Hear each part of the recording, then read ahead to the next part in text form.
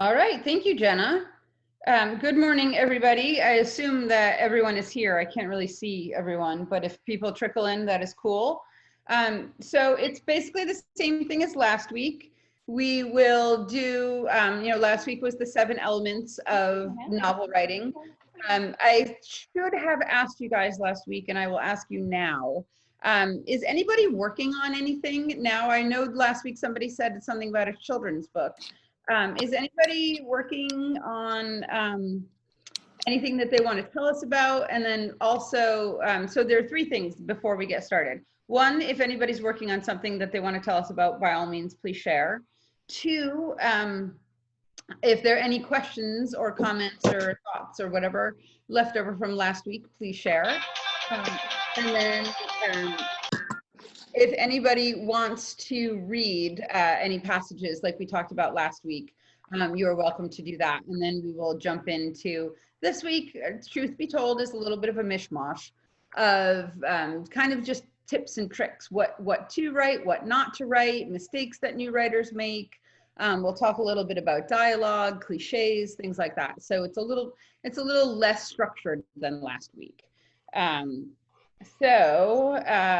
hear, okay, so here's, and people can unmute themselves to talk. You don't have to just send a message. Here's one from Lori saying that she's working on her first novel.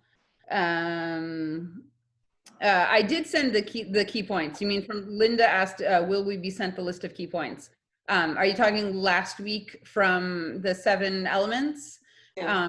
If you are, then I already sent them to Jenna and she said that she would send them to you guys. Okay. So that would be a question for Jenna. All right, we have first novel, another first novel, a thriller. Oh, and there's the NaNoWriMo, which is the National Novel Writing Month, which is challenged to write a full-length novel in 30 days, which is good luck to you. And we also have a middle grade fantasy novel, and that's fabulous. And an outlining for a new novel, an anthology of horror stories. Ooh, that sounds very cool. All right, so historical fiction, few short stories. Yeah, it's not working. I touched something and now I'm just on I was looking at all those people.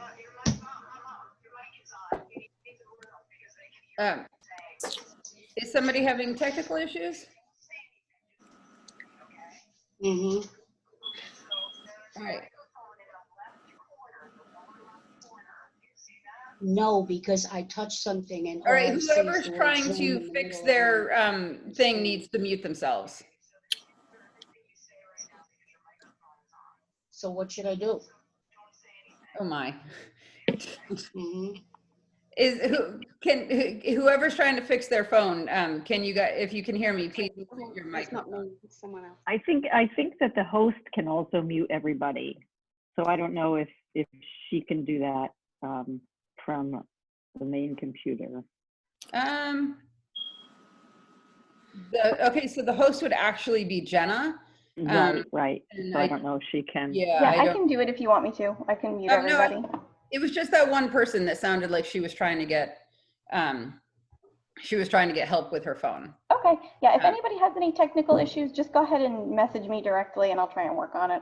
Okay.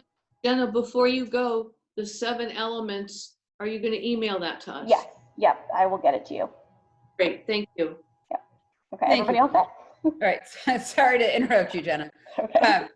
Okay, so it looks like lots of people are working on lots of things. And again, don't feel it necessary to just type your answers.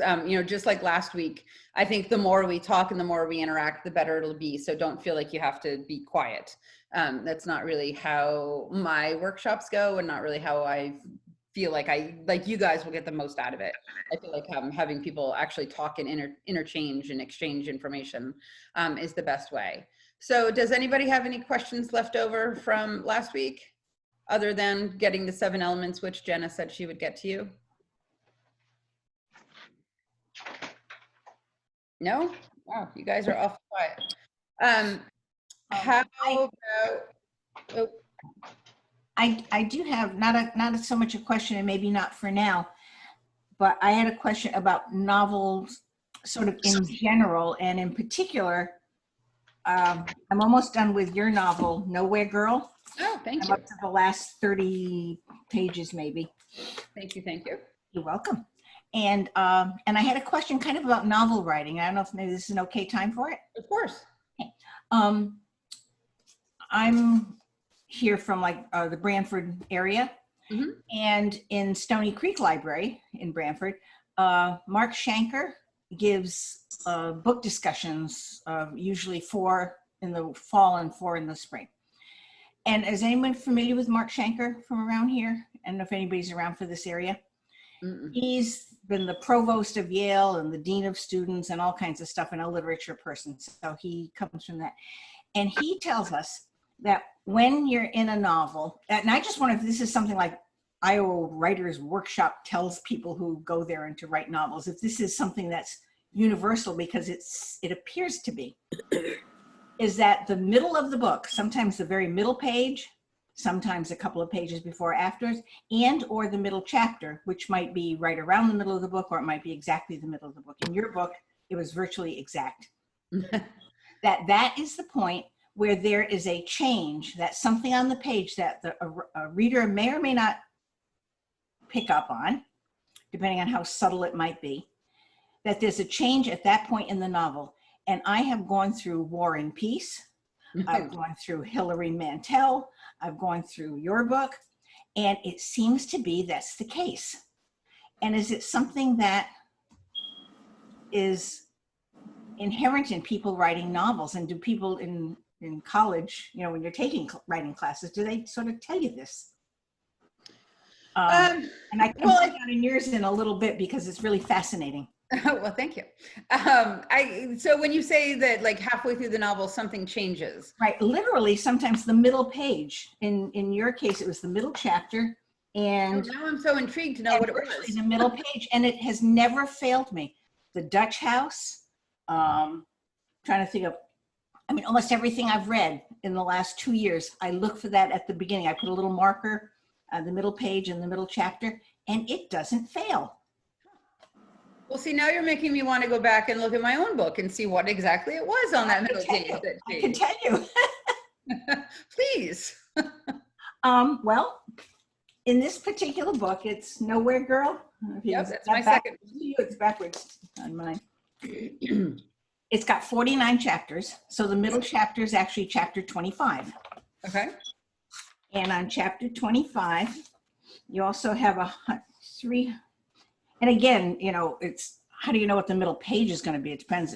But if the print is the same, you know, throughout all the pages, right, you have a page. You've got 292 pages. So the middle page is 146. And on that page, and in that chapter,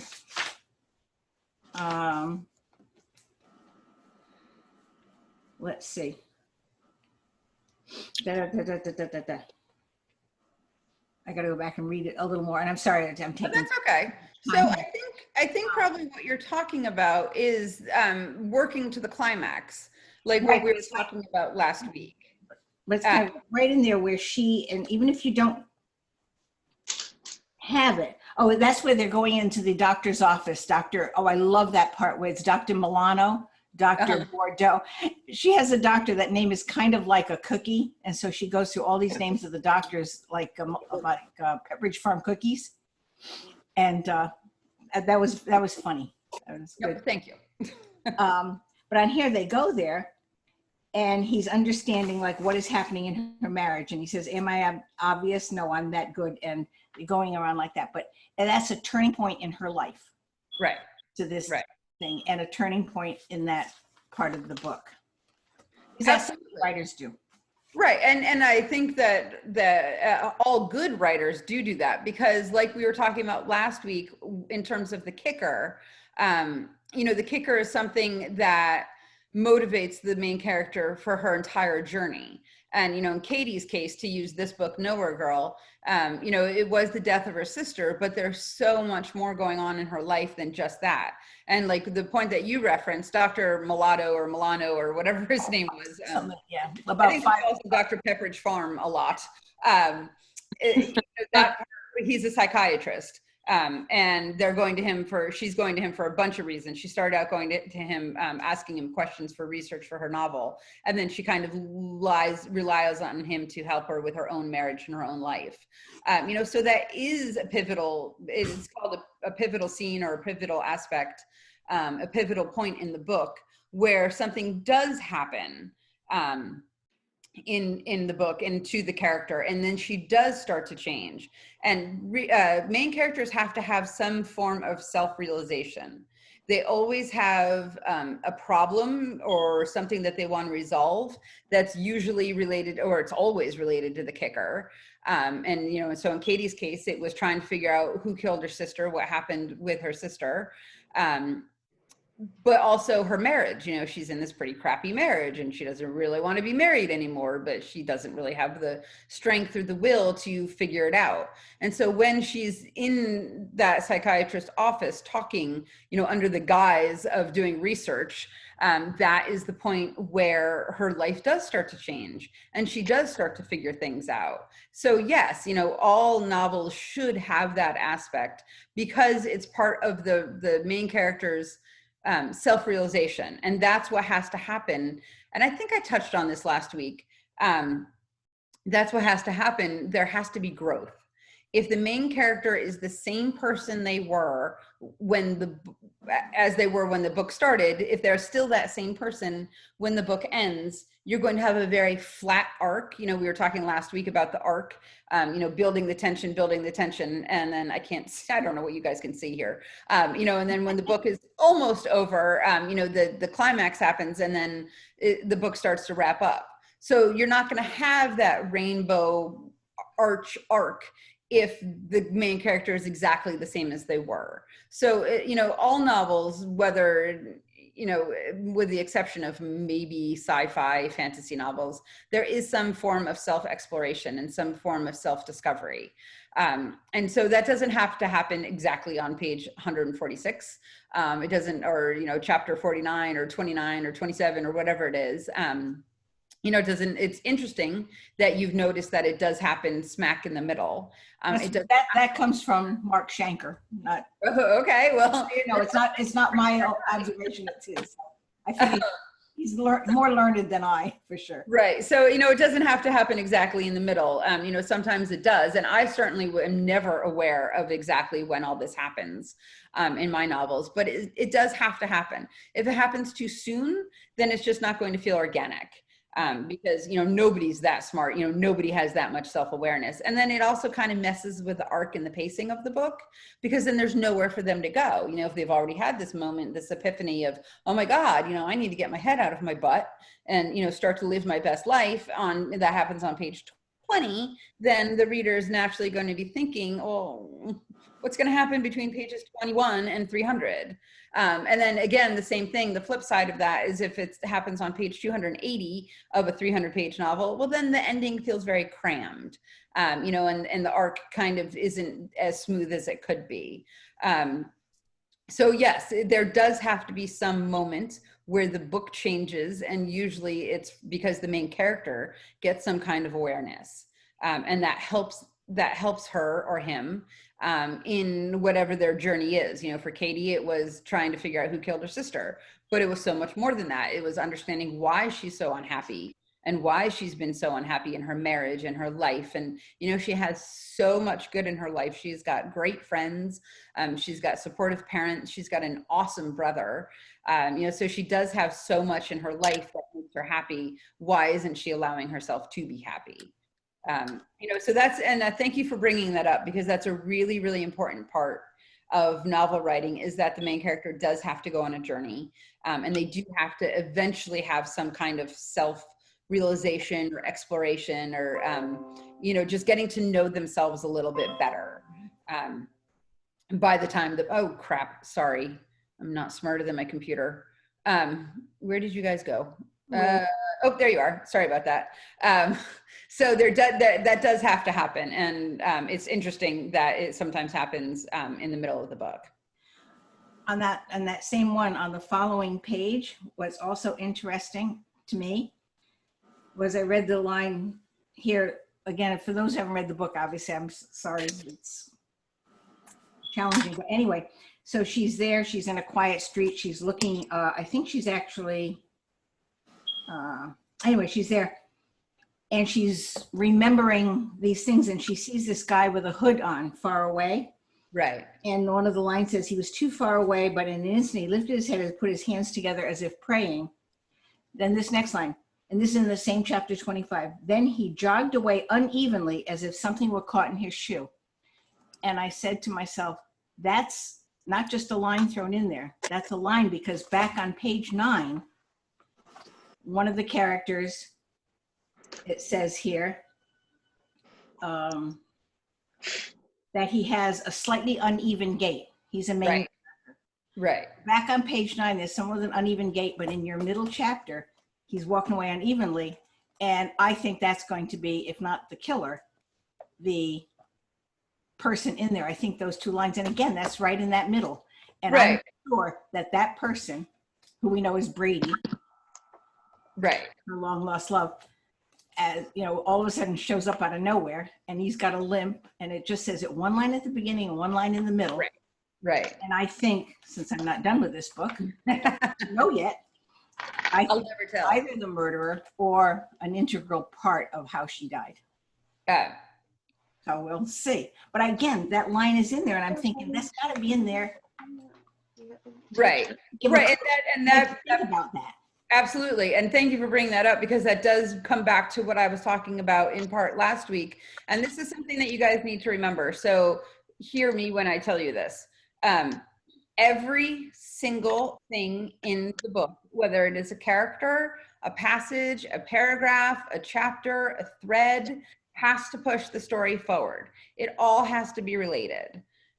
You know, so that one line about the uneven gait in the beginning of the book, and then that one line about how this person ran away as if he had a pebble in his shoe. Maybe he does have a pebble in a shoe. Maybe he broke his foot. Maybe, you know, an elephant stepped on him and broke his toe. Maybe he's the same person. But that I can guarantee you, whether that person is the killer or not the killer, or related or not related, I can guarantee you that that was not just a random line. Right. You know, and it's the same thing, you know, when you watch TV shows, especially dramas like Law and Order, or, you know, any of the doctor shows, or especially the cop shows, you know, it's something random seems to happen. It's never random and always comes back. You know, so when you're writing your book, whether it's a short story or, you know, a 2,000-page epic novel like War and Peace, you need to remember that every single thing you include in the book has to have meaning. And if that guy turned out to, if we never saw the guy in the hood again with the rock in his shoe, I guarantee you, had I not picked up on him not having a role in the book, one of my editors would have, and he would not still be in the book. So every single thing, I cannot stress this enough, every single thing in the book has to push the story forward. So every time you get to a part like that, whether, you know, where it might seem to make no sense at that moment, keep it in your mind. And if you get to the end of the book and it still hasn't tied in, well, then you know that that the writer or an editor made a mistake, because it does have to be related somehow. You know, and sometimes things are very, very subtle, and, you know, you might miss the mark. I've actually had people read this book and not understand who really killed Katie, which is astounding to me. Yeah. I like to think that, you know, I don't make the mistake of overwriting, but I also like to think I don't make the mistake of, you know, not being clear. So it is astounding to me that not every reader understands who killed Katie. But I can guarantee you that the guy with the rock in his shoe, or, you know, walking like he has a rock in his shoe, is important to the book. So every single thing that you include in your novel, and it doesn't matter what it is. I mean, it could be something crazy. As long as that crazy something comes back to make sense, then that's totally cool. But it does have to come back. Does that make sense to you? Yeah. There's one more line later on where she's looking at photographs from a high school yearbook, and Right. the picture of her sister, Savannah, and next to her is there's a person with a t-shirt and a large belt buckle, but you can't see his face, but you know it's a guy because they said it's the body build. Right. It's almost toward the end of the book. Right. And I got a feeling that belt buckle is going to be something. And I can't wait. I can't wait to get to the, and I love mysteries. That's why I read a lot of mysteries. Right. Because Right. in my job, one of the things I do is I examine charts, patient charts, Sure. and I look for quality of care. Right. And so I look for things that are, you know, if it shows someone's blood pressure or blood sugars going up and up and someone did or didn't do something, it's kind of like a little mystery. Right, exactly. And you have to figure out what's going on. What happened, what is it, and this and that. So that's one of the things I think why I probably like mysteries and probably why I like what I do for a job, because it's investigative. So anyway, Yeah, thank you. absolutely. Thank you for And again, without giving anything away, I will tell you that belt buckle does come back into play. I can't imagine, because why would they say the head had been cut off, but I could tell by the build and the giant silver belt buckle that it was a boy. Right, exactly. So there is certainly I'm impressed with how you can put little things here, little things, and there's many, many more, you know, throughout the thing. Right. And it's like, okay, you know, did you think about that at the beginning? Like you said, did you have an outline? Do you have index cards, or are you just sort of writing it and it ties in your head and your editor?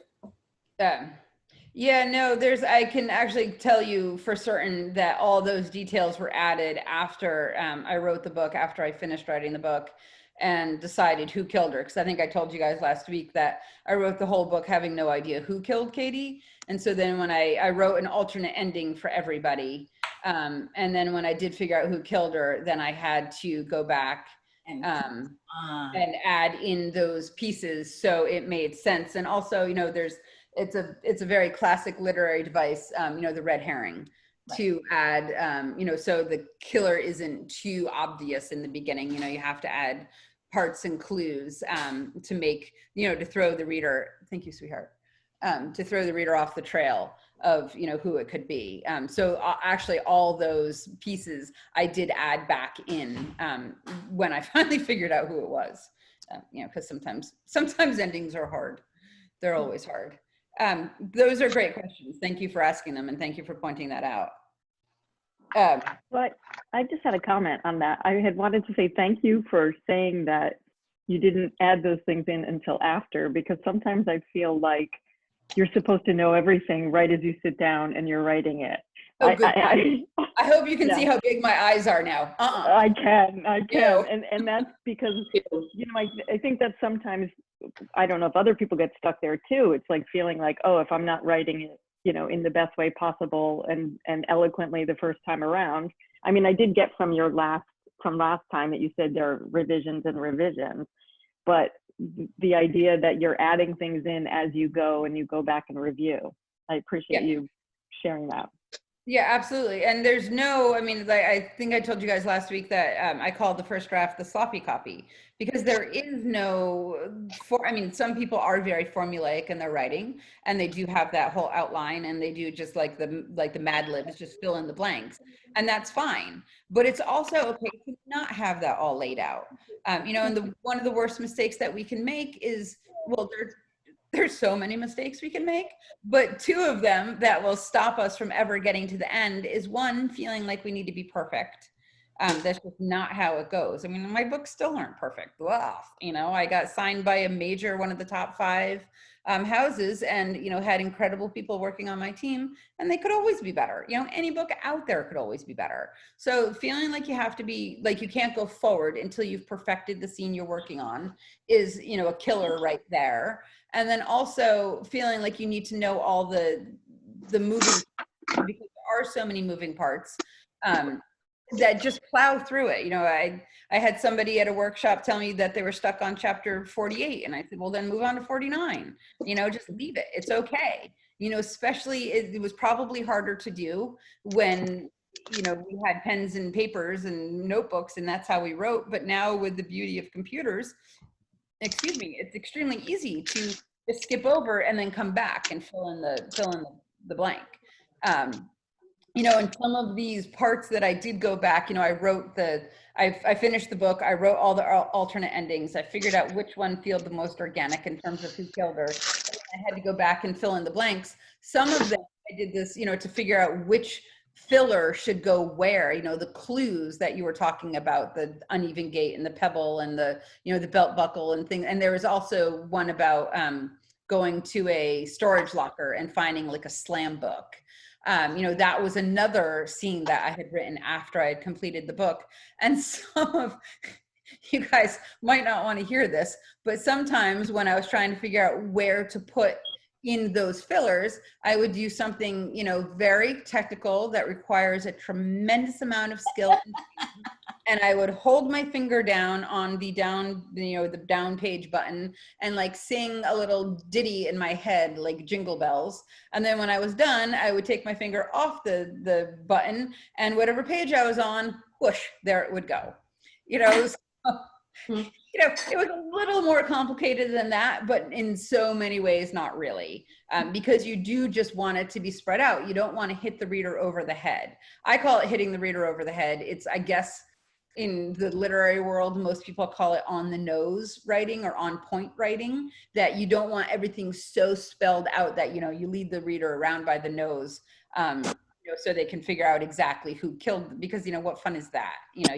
Even if it's not a murder mystery, even if it's not a thriller, you don't want to give away your secrets too early. So filling in the blanks and not knowing exactly where you're going is fine, because a lot of times the story won't come and the story won't present itself until I get to the end. I can't speak for any of you guys, but a lot of times the story just isn't there and the points aren't there until I get to the end. And it's okay to go back and fill it in. It's okay to not know exactly how it goes. With potential VP candidates at one campaign event in what some call Biden's reality show. Is this the best? Whoever that is needs to mute themselves. All right, there we go. So it's fine to not know and feeling like you need to be perfect and feeling pandemic is having on Black Americans and why he says there's a better way to help them. Okay, so Question? Yes. Can you hear me? Yes. Okay, I was wondering, as you describe characters, if your storyline goes a little bit forward and then you want to go back to do a full correct character description, are there some keys or tricks to bringing the reader back to that or bringing the story to that? There really isn't. That's just called backstory. And you do have to have a certain amount of backstory and a certain amount of character development for each character. The trick to it is not to do it all at once. You don't want to spend a whole chapter of describing somebody the way that they look physically. And you don't want to spend a whole chapter telling, oh, well, when they were 3, this happened. And then when they went to their first day of kindergarten, that happened. You don't want to hit the reader over the head with all that information. That's called an info dump. And it's just giving the reader information for the sake of making sure that reader has the information, because God forbid, they don't know every single thing about that character. The book won't be as good. So it's a natural thing to do, to want to make sure that we cram in all that information. And it's okay to do an info dump in the first draft, because we know the second draft is going to get better.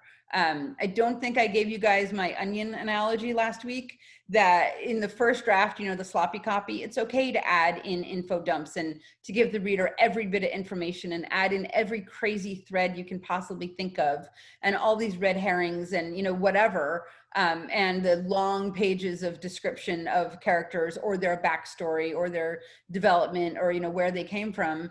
Because in the second draft, in the third draft, in the fourth draft, in the fifth draft, and, however many more we have to do, we're going to pare out all that information that we don't need. And so it's easier to take an onion and to peel it and to make it smaller and to take off all the layers of the onion. And that's what happens when we, the onion itself in its full form is the first draft.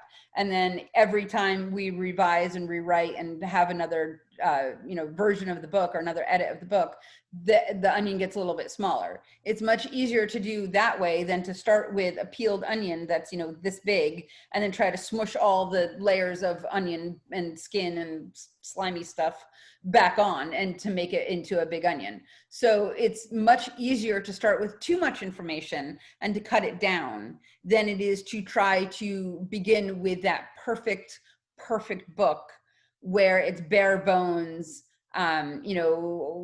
80,000 words and not one more than that, and it's perfect the way it is. And then only to realize in the next draft that we have to add all this stuff in. It's easier to get rid of threads and to get rid of information or details that we don't need than it is to write the book from start to finish and then feel like we have to add in all these things that we didn't have in the beginning. Of course, there are going to be little details that we need to polish and add or, revise. In my case, some of the bigger details, like, who did kill this girl? But it's just, it's okay to have your first draft be the sloppy copy and to have it be 150,000 words or however long it's going to be, and to have it be crazy long info dumps and long passages, because in the next draft, we're going to get rid of them, and that's fine. That's just the way it goes. Writing's not easy. It's not quick. It's certainly never, ever, ever one draft. So that's just kind of the way it goes.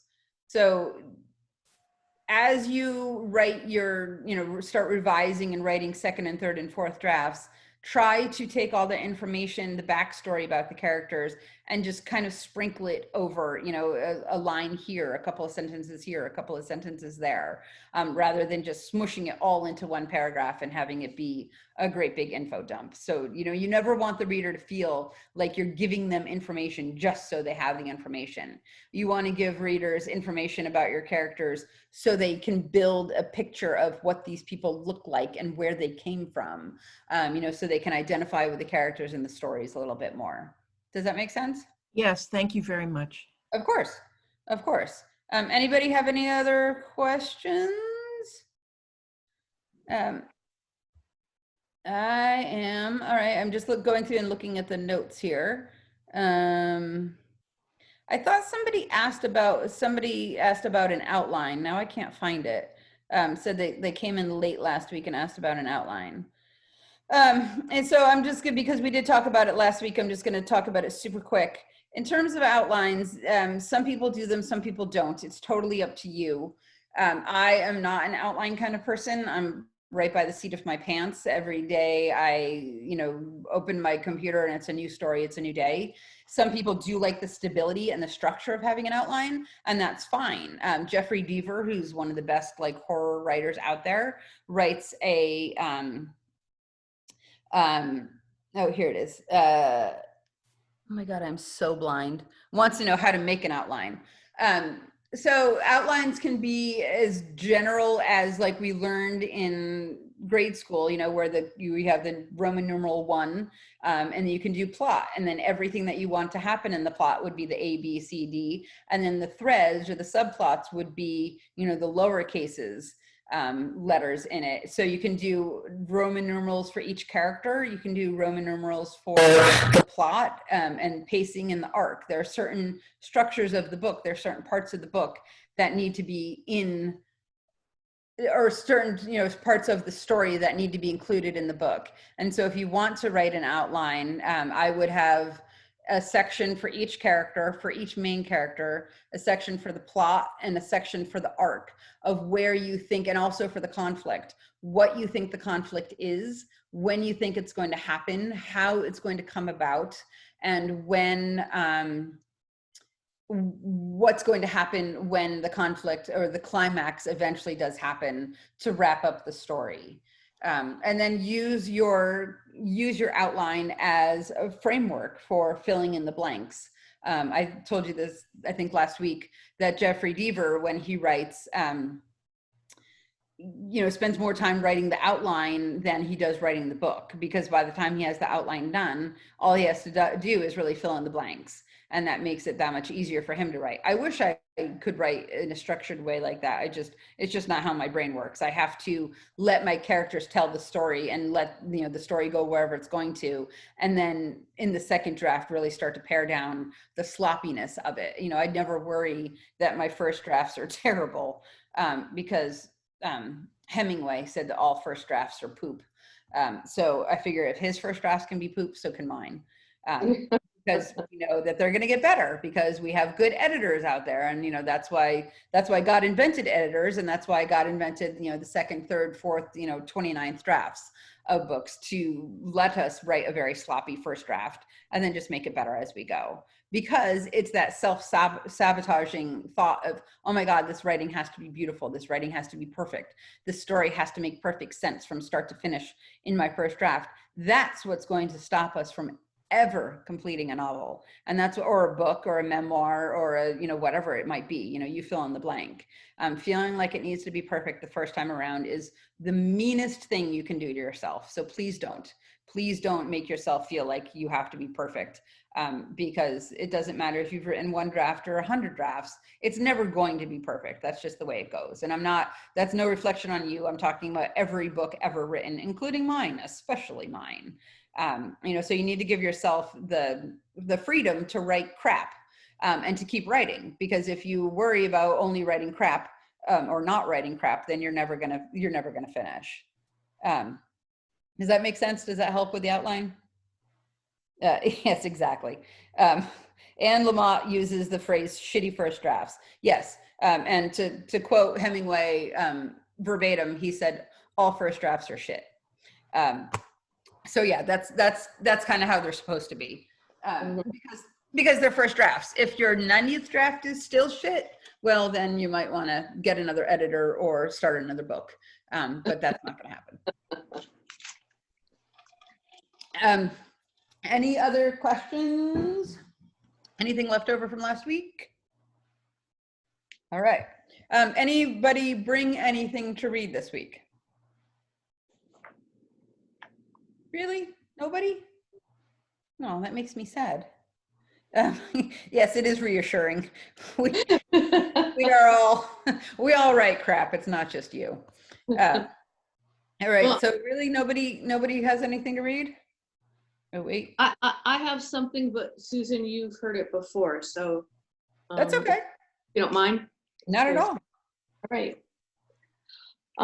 It's the first chapter of my book, which I've been writing for quite a while. And I've been in Susan's class before, and she has helped me push forward to continue the writing. And one of the parts that I was stuck on is not being able to get to that next chapter. So I wrote around that chapter and haven't come back to that chapter yet, but I've been able to continue on. So the book is untitled at this point. In the distance, I heard a bell ringing, but as the ringing continued, I realized it was my iPhone. As I reached for it, I glanced at the time, 2 a.m. "This isn't good," I said out loud. The voice sounded far away, but I realized I was still half asleep. "Yes? Yes, it is. Okay. Thank you for calling. No need to call the others. I'll tell them." As I began calling Ryan, the call finally sunk in. He answered right away. "Did I wake you?" I asked quietly. "No, it's one of my insomnia nights." "It's over, isn't it?" Yes, it is. "I'm going to call everyone else. Jake is out of town, so I'll wait till 8 a.m. to call. Can I come over for coffee after I shower?" I'll need plenty of coffee before we go to Washington Avenue." "Washington Avenue," he said. "You'll never call it home." I went, "Yep. Of course you can come over. I'll make a fresh pot in 30 minutes. With that, Ryan hung up. I sighed and immediately began to feel a wave of nausea sweep over me. I tried to run to the bathroom, but my arthritis kicked in as soon as I came out of bed, and I couldn't make it in time. I washed my face and looked at my bloodshot eyes in the mirror. And then blackness started to surround me. I saw myself running down the hall in our childhood home. I was running, screaming, "Run, Ryan, run as fast as you can. Go into the bedroom and lock the door, now." As I watched him run, I pulled to my knees. She grabbed me by my hair and began dragging me to the kitchen. Mommy, why, what did I do? What did I do now? Please don't." As she reached for the wooden spoon, I smelled that scent. It's the scent she occasionally wore, lavender. It's the last thing I remembered before I passed out. And it's still brilliant. Oh, thank you. And in terms of somebody asked a question how to respond, you can unmute yourself and respond. I think that's better than typing. You were in West Haven, right? Or North Haven? Westbrook. Wait, I would no. The workshop. The library, Branford. Branford, okay. So this is. I have a comment. This is such a good example of using as few words as possible to get your point across. I mean, we don't know, you didn't say that somebody died, but clearly somebody did. You know, when Ryan says it's over, isn't it? And that line itself is so telling, not so much of it's a loss, but that it's done, it's over, like almost as if it's a good thing. And then somebody also wrote this in the comments, and I flagged this when you were reading, calling it Washington Avenue, never calling it home. That right there tells the reader how removed the narrator is from both the person that died, which is presumably the mother, and the actions that happened. You know, that it was her childhood home, or it's the place that she lived in her childhood, which she would never consider at home. This is really a very, very beautiful, poignant example of using as few words as possible to get the biggest picture across. I mean, you talk about neglect, you talk about abuse, you talk about death, and you never ever really mention any of those words, or you definitely don't mention any of those words. Really well done. If anybody else has any comments. I have a comment. It's Alan. The thing that I had a problem with, I thought, first off, I thought it was beautifully written, but the fact that you sometimes had the person on the other end of the phone, you heard what they were saying, and sometimes you didn't. I think you need to be consistent. Okay. Got it. Yeah, that's a good, you know, this is only just a snippet of it, but yeah, that's fine to do it one way or the other. Usually in dialogue, you can hear both ends of the conversation, you know, but it doesn't have to be that way. Anyone else have any comments? Yeah, good or bad, please. No, this is all positive. It was a really beautiful piece. Thank you. Really beautiful. Anne? Yes, I guess, and Kathleen, it might have been the way you were reading it, but perhaps a little more differentiation in the voices of the characters. Sure. And that might have been just how you were reading it, but maybe a tonal difference, or maybe even a little variation in the language to help make them more of a character. Got it. And that is something that I run across as an editor a lot, and also as a novelist a lot, is making sure that each character has a very, very distinct voice.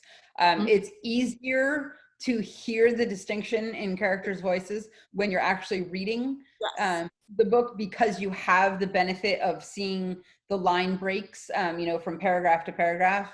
I've never listened to a book on tape or a book on whatever, Audible, you know, so I imagine that might get hard sometimes to really be able to distinguish the difference.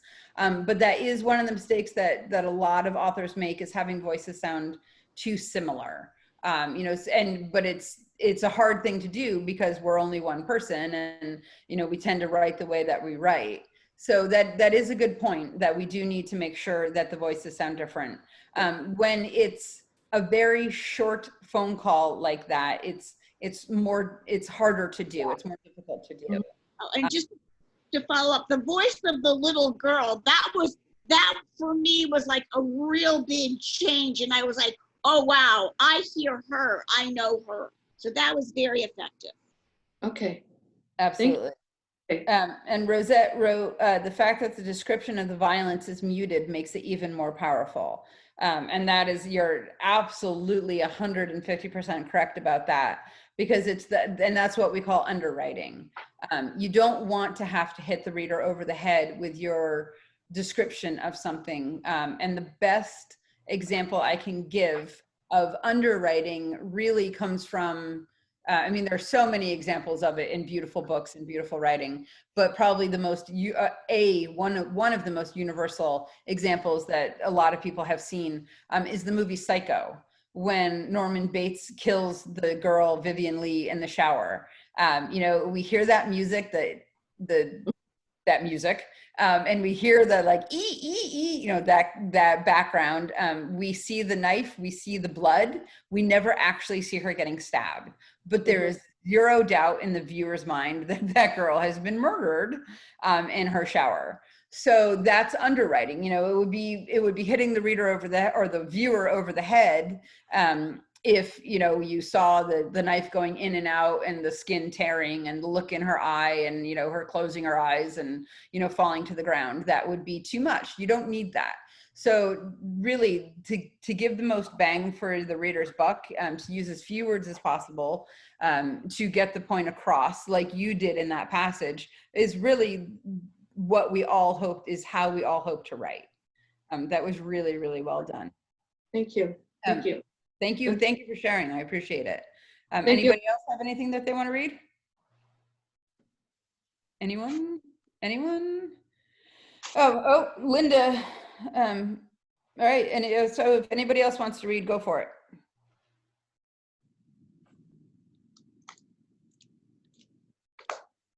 So should I read, or is there someone? Yes, please. Okay. So this is a first person piece, an extract from a chapter. So outside, it's sparkly in the dark. You can see the stars as they fall down from the sky into the fields on the other side of the valley, and you can see the lights from the houses and lampposts, and the car headlights make fast flicking shadows as they drive along the valley roads. And because of the moon, you can see the river and the shapes at the end of the land. Actually, I can see a really big cloud coming. Mum was right. She's let go of my hand and she's racing over the crossroads. Her metal on her spiky heels scratch and score the road. And I watch the sparks flying from behind into the invisible. Abracadabra. Oh, get a move on, slow coach, she shouts. There are 9 street lamps down the road before the pub. I just counted. The zigzag down the road like monster teeth. I asked Mum if she gets scared on her own, because I do. What crisp flavours have they got? Can I choose? Can we get red pot? Can we make a cake? I mean, on another day. I mean, I wanted to tell you, I don't like staying with Dad. He says, shut the fuck up. When did he ever say anything good about anybody? Don't be so bloody soft. She stops under a light and she gets her fags and matches out of her pocket. She's trying to strike it with the light, but the box is squashed and it won't go. She's right pissed off with it. But it bursts like a star in her hands and her arms rise like wings. And she breathes quick and deep and puffs out smoke rims like windows into bang. She slaps my ear hard. It hurts and I can't think. And I stand there, oh, fucking hell, now look what you made me do. Don't cry. I'll stop there. Because otherwise it could go on. It's brilliant. Yeah. And you did something that is really important in our writing, and that we bring in all the senses. You know, you had previous reader talked about lavender and the smell. You talked about you know, tiny little details make a huge difference. The squashed matchbox, the click clack sound of the high heels, the flickering car lights, you know, all that imagery really helps put the reader in the scene. And especially when you're writing in the first person, all my books are in the first person. And one of the benefits of writing in the first person is that it puts the reader in the narrator's body. Basically, you're reading the book as if you are the narrator. And so to include all that imagery, the high heels, the car lights, the squished matchbox, you know, never mind the content and the context of what is actually happening, of this mother being so angry, you know, when the fuck did he ever say anything nice? And, you know, and slapping the little girl's ear, creates an intimacy that the reader really wants, to be able to feel like they're not reading about somebody, or they're not a fly. And you don't want your reader to be a fly on the wall. You want the reader to be the room itself. You want the reader to feel like the book is happening to them. And by including those little pieces of the imagery and the senses, the 5 senses, that is a beautiful, beautiful way of doing it. And like I keep saying, you know, every part of the story has to push it forward. Every sentence, every line, every detail has to make the story stronger, or it can be cut. You know, we just got a boatload of information, both about the narrator and her mother, and in really truth, even her father, and the setting, in a very, very, what was that, you know, less than a page? It was half a page. Oh, well, thank you. It's really, because I've just edited it back down again, because I got told, because I had too much, do you know what I mean, too much information. I think I was trying to put too much, and so I just cut it. So that's a great way to do it, to cut it. One of the things, does anybody else have any comments on that? Because it was brilliant. It was great. You could see the Starry Night and the headlights hitting. I could imagine that. The headlights everywhere. It was great. Thank you. Oh, wow. Thank you. Oh, Thank you. I love the way the pace increased as the mother kept walking faster and faster, and the daughter kept asking questions and questions, and I felt myself kind of increasing with that pace. So you could feel the kind of as the energy increased, you could definitely feel that through your writing. Oh, well, thank you. Oh, well, that's good. Yeah, I mean, it alternates the whole book, because it started as a script, but it alternates between first person and then the adult characters in third person. So I'm struggling with it, because I'm familiar with dialogue, but writing a book seems much harder to me. Yes, I would agree with that. And that is one thing that you did very well, both of you did very well, is the dialogue. Dialogue is extremely hard to write, because we're taught to write, you know, we're taught in 8th grade or middle school or whatever it was, it's been so long, you know, to form grammatically correct sentences and to use a subject and a verb and preposition, and we don't start, you know, we don't end with prepositions, and you know, all the rules of writing that were pounded into our head by our grade school or middle school English teachers have stayed with us. And so that really bogs down dialogue. And that was one of the things that I wanted to talk about today, is how to make dialogue sound very authentic and real. And both of you did that very, very well, because it was short. It was only included the information that the reader needed to hear to make it make sense. And it was authentic, you know, both of you really captured the voice of the mother and the child very well, or, you know, the mother in one and the child in the other. And it's interesting that you both wrote about, you know, little girls and abusive mothers. Go figure. Yeah. Does anybody have anything else, anything that they want to share? I had a comment about her again, all the sight and the sound and the clicking and the clacking of the heels and all that. I actually want to do travel writing, more nonfiction. Uh-huh. I write a lot, but all my writing is medical writing and policy writing and, you know, that kind of stuff. But I want to do travel writing, and just thinking about how you wrote in about the senses and the clicking of the heels and the moon or the stars and all that is something that I find hard to do in travel writing. I read good travel writing and I say, I was there, you know, I mean, I saw, you know, I don't know, I saw the moon come over, you know, somewhere. And how come I can't get that written down the way a travel writer has a couple of sentences? And yours was kind of like that. If you took out the slapping of the little girl or something like that, you could picture the scene. And that somebody might want to be in that scene or to go that or to feel that. And I thought that was really great. And I wish I could do that. Thank you. Well, thank you so much.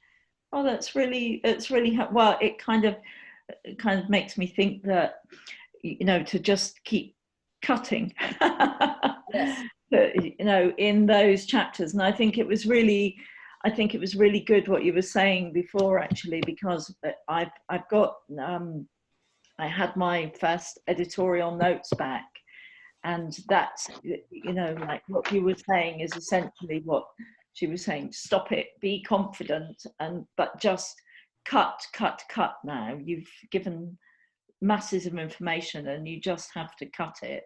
And I think you're right, but also not being afraid, though, in the first place, because I did feel quite frightened when I handed in the first draft of thinking, oh God, it's just a complete mess. She's going to say, go away, go and learn to write, and then come back.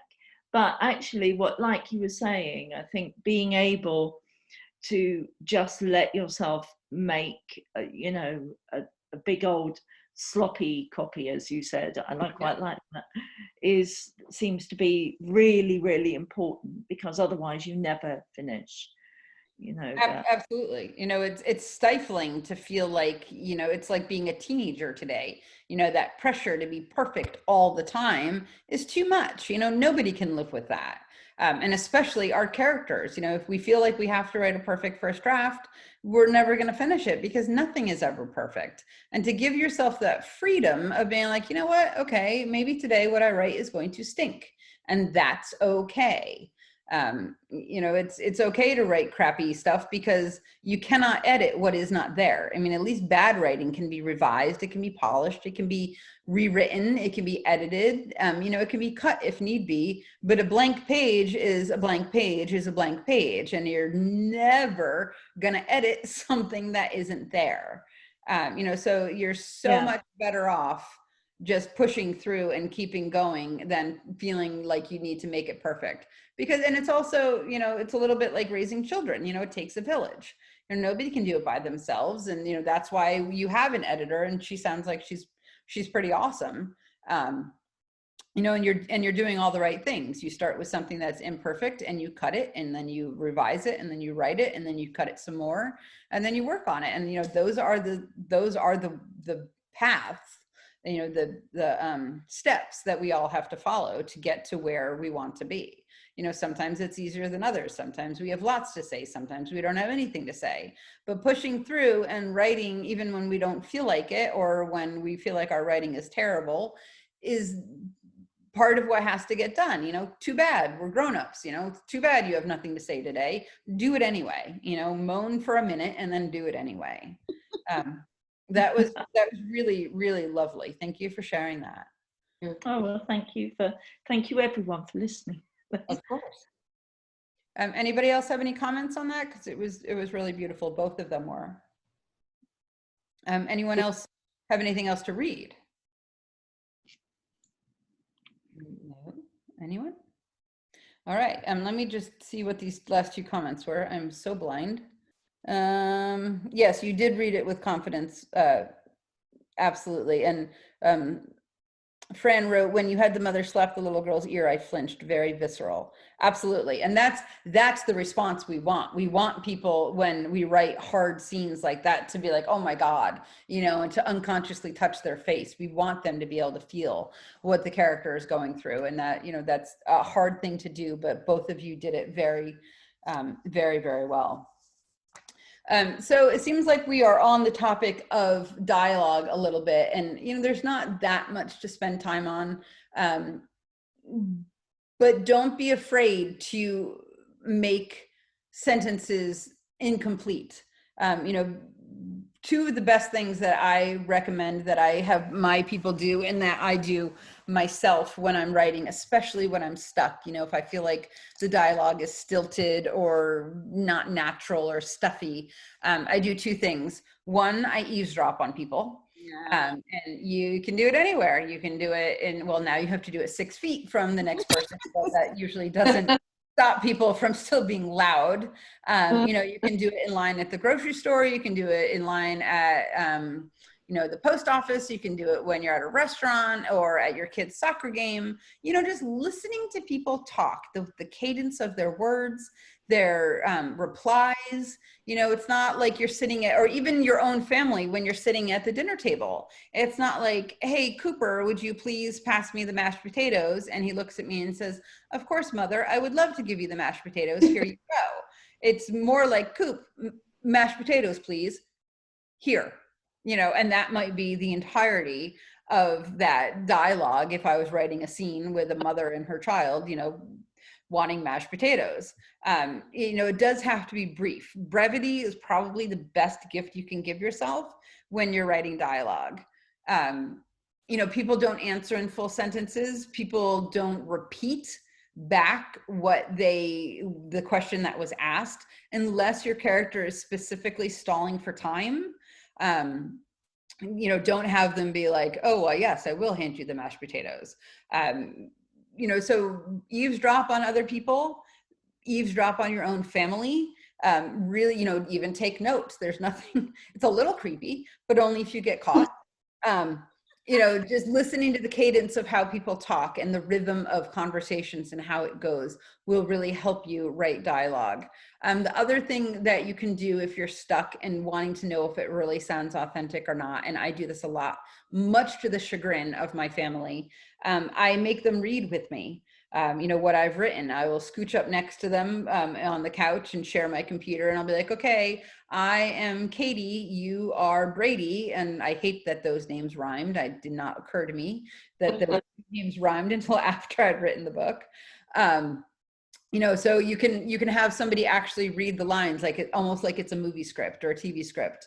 And then, because when you hear things out loud, it sounds, I don't know why, but the cadence sounds incredibly different, which is one of the reasons why I really highly recommend the last thing you do before you send your manuscript to your editor or your agent or whomever, or a query to an agent, is you read it out loud. That's going to do two things. One, it's going to help you catch typos, because our brains are trained to make sense of what's written. So even if we're reading and a word is misspelled, or you use THEIR instead of THERE, you know, our brains are trained to make it make sense, which is why it's very hard to catch typos and things like that when we're reading silently. But when we read out loud, it slows that process down. It's like there's one more step in between what we're reading and what our brains are receiving, the message that our brains are receiving. So, and it also makes the cadence sound a lot different. I can't tell you how many perfectly put together, brilliant passages and paragraphs and chapters and conversations I have written, and then I read them out loud. I'm like, oh, kill me now. Like, they just sound so different when you read them out loud. It's the best thing you can do for yourself, is to read out loud the last thing you do before you finally decide that you're done with the book. And absolutely do that for your dialogue. Hang on one sec. I just want to look at this. I was told in the 80s that we catch 30% of the errors when read aloud as opposed to research-based. Yeah, we definitely catch more errors when we read aloud than we do when we're reading in our heads. But also, you know, in terms outside of just the typos and the spelling mistakes, just the cadence sounds so different. So especially if you're having trouble with dialogue, you know, have somebody read it with you. It doesn't have to be a family member. It can be a friend. It can be anybody. But just hearing it out loud really makes it sound very, very different. And you might catch some of the stiltedness. That's probably the biggest thing that I catch when I'm editing for people and reading dialogue, is that it's stilted. It just doesn't feel natural. And then I usually go back in while I'm reading it, and I'll chop it up a little bit and cut words here and there and to make it sound more natural. But then I also always tell them to read it out loud. This is just one little thing. I was going back looking through my notes. I have this giant notebook that's about 8 inches thick of all the notes and topics and stuff that I've accumulated over the years for these workshops that I do. And I just found this one little piece here that, oh crap, and I didn't, oh, you know what, I don't have the whole thing. But so it's just, here's one little instance, and I did not write this. It's just an example of how you can improve dialogue. Mary, are you angry with me? John asked. You're damn straight I'm mad at you, Mary said. But why? You've got absolutely no reason to be. Oh, but I do. And you can see it in my face, can't you? And then the alternative is, you angry with me? John asked. Damn straight I am. Why? You know why. Things like that. You know, probably, you know, 15 words from the first paragraph to the first example to the second example were cut, but it just makes it much snappier. I know that's a little bit of a gimmicky thing to say, you know, to make the writing snappy, but that's really what you want. You want it to be very authentic. You want it to be very natural sounding. My 8th grade English teacher, who was the greatest person I've ever met, his name was Mr. Hirschnick. He was, you know, when you're little, you think everybody's old, or at least I thought everybody was old when I was little. I thought Mr. Hirschnick was like this old fuddy-duddy of an adult, only to realize that it was his first year. The year I think I had him was 1983, and it was his first year out of college. So he was probably, I don't know, 23. So I was 13, he was 23. He was only 10 years older than me. That when I met him again as a grown-up, we realized that there really wasn't that much of an age difference. But he was awesome. And he used to have us do this thing. First of all, he gave us 3 pages of notes he called it the Hirschnickian rules of writing. And from 1983 to 2020, I still have those notes. And he was awesome. And one of the things that he would have us do, and it didn't occur to me how important this lesson was until, you know, 2009, when I started writing my first novel, you know, so many years later. He would have us free write, and especially on a Monday morning after we'd been off school for a couple of days. We'd come into class and he'd have us just free write for half an hour. We could write whatever we wanted. It didn't matter. He'd just have us write and write and write and write. And then when we were done, and, you know, geeks like me spent a lot of time and tried to make it as perfect as possible, which of course probably made it that much worse. Before he would have us read it to the class, he would have us cross out every other word. Now, you can imagine that it's made it choppy, cutting out every other word, and then he would have us get up and read it. And the whole point of his story, which took me well into my grown-up years to understand, is that we use too many words. You know, we stood up, we wrote for however, you know, 2,000 words or 1,000 words over the course of half an hour. And then we crossed half of them out, and then we had to stand up in class and read what we had written. And it was choppy, but then he'd call on just, you know, a random student and say, all right, what was that story about? And that random student always could tell, you know, with some degree of what we were trying to say. And so his point was that we use too many words, and that cutting is the best thing that we can do. You know, like I said last week, it takes 1,000 pages to get 300 good ones. I would say it probably takes 10,000 pages, maybe not that many, maybe 2,000 pages to get 300 good ones. And part of that in getting those good pages is just cutting. And that especially holds true to dialogue. because we need to make it sound very natural and authentic. Another thing about dialogue are dialogue tags. I actually thought that I had made that phrase up, come to find out, nope. Dialogue tags are just the he said, she said, you know, I asked, you screamed, things like that. Two things about them. One, do not try to be clever and use words like bellowed instead of yelled, or, you know, just stick to the basics, because you want your, you know, it's like said, asked, yelled is really whispered, is really all you need, because you want your dialogue tags to be as invisible as possible. And when you use unusual words that you don't hear in everyday life, like bellowed, I had one client, or murmured, you know, I had one client that used bellowed, I think, I don't know, like 479 times and 100,000 words. And it really, honestly, truly made me want to chew off my arm a little bit. Because it just, every time I got to that word, it took me out of the story. You want your writing to be seamless. You want your writing to be not almost hidden in a way that you don't, you want the reader to forget that he's reading a story. You want the reader to feel like he is the story and it's happening to him.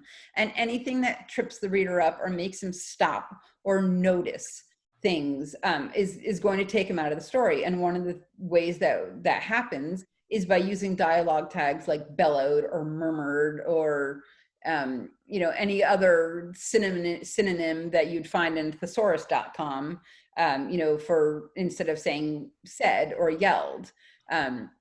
You really just, you want those dialogue tags to be as seamless as possible. And by using unusual words that we don't hear is not the way to do it. The other thing, and this is something that I'm really bad about, and I find that reading authors that I love helps me when I'm writing. When there are only two people in a conversation, you can write pages and pages and pages and pages of dialogue and never use a dialogue tag. Because if there are only two people in the conversation, if one of them isn't speaking, by default, it has to be the other one. And I, you know, never in my first draft give my readers enough, I never give them enough credit. And I always think, well, you know, I need to throw in dialogue tags so they don't get confused as to who's speaking. And then I'll go and read a book that I'm reading for pleasure, and I'll be 3 pages into a scene where two characters are talking to each other and realize that not one dialogue tag was used, because people are smart and people can figure out that if it's not one person talking, it has to be the other. And that's just one more way of making the writing seamless and making the dialogue tag seamless, is that you don't actually need them when there are only two people. The flip side of that is when there are more than two people in the conversation, you do need them all the time, or you need some kind of setup. So the reader knows what you're, you know, which one is talking. You don't necessarily need to say, Sally said, give me the horse. John said, why do you want the horse? Fred said, because the horse is cute. You know, you could be like, Sally said, give me the horse. John picked up the horse, period. Why do you want it? You know, so then we know, because there's some kind of setup there, then we know that it's actually John talking. So just be aware of that when there are more than two people in a conversation, you do need to either use a dialogue tag for each person, or use some kind of one line of narration that sets it up so the reader does know which one is talking. And especially when it gets to be like 4 or 5 or 6 people in a conversation, it's really, really confusing. And I had a scene in one of my books, I think it was Nowhere Girl, where there were like 6 people talking. They were having a family meeting and there were like 6 people in the conversation. And it was hard, you know, even with the dialogue tags, it was hard to, you know, follow, because it was kind of like, you know, being in a room with 6 people talking at once, it's hard to follow. And I went round and round with Suzanne, my editor, and I was like, I don't know how to fix this. You know, it's just no matter who I point out who's talking, it makes it hard. And she, in her brilliant Suzanne way, was like, well, you need to take out the other 4 characters. Just have this be just a conversation between, you know, two of them. And she was right. You know, you don't need to make it that complicated. You don't need to have big groups. You know, anytime you can avoid having 6 people in the conversation, do it. Because just like being in a room full of 6 people talking at once, it's hard to follow. And that's another way of, when the readers get confused, when a reader gets confused about who's talking, that's another way that they are taken out of the story and tripped up. And anytime the reader loses their cadence and loses their interest in the story, you risk them putting the book down and not coming back to it. Does that make sense? Mm-hmm. Yes. Excellent. I'm just going back and reading the questions here. Oh, I didn't know that there was a speech dictate function. I found that the speech dictate function on my computer to have my work read to me by someone other than myself can be very helpful. Absolutely. I think that's brilliant. I didn't know that that was a thing, but I'm tragically unhip. So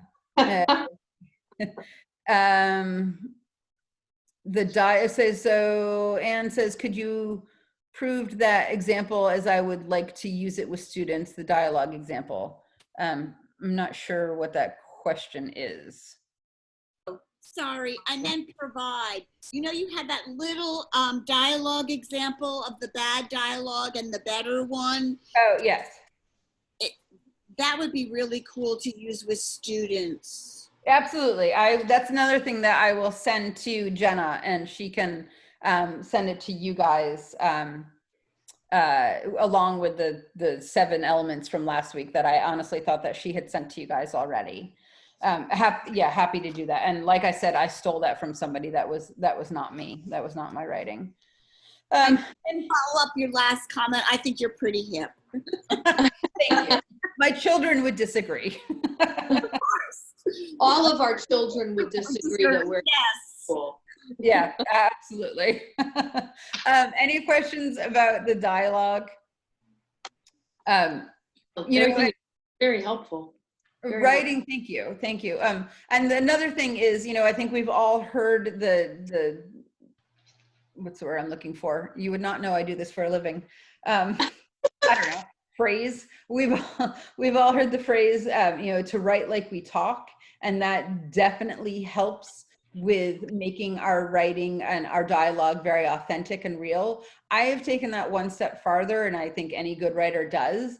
It's not necessary to write like we talk, but more specifically to write like our characters talk.